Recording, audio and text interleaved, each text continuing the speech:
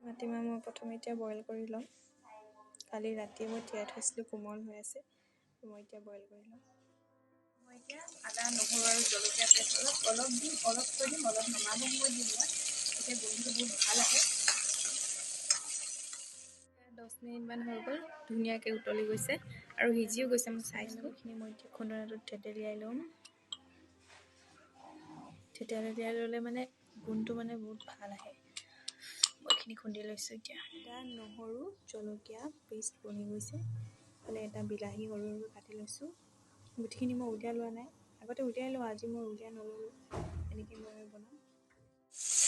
মই বিলাহী নহৰুখিনি পূৰা ৰঙা হৈ যোৱালৈকে ভাজিম।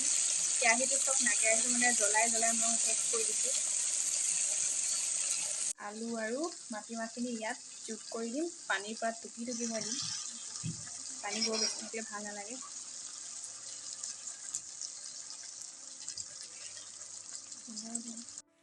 চব কালাৰটো উতলাৰ পিছত আৰু ধুনীয়া কালাৰ আহিব।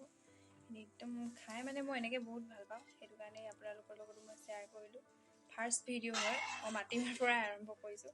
ভাল লাগিছে এনেকৈ বনাই খাই। এতিয়া হৈ গ'ল আৰু মই যে কৈছিলোঁ লাষ্টত এইখিনি মই এড কৰিম। এইখিনি মই এতিয়া দিছোঁ। গোন্ধটো বহুত ধুনীয়া ওলাব। এইখিনি চব কি ধুনীয়া হৈ গৈছে।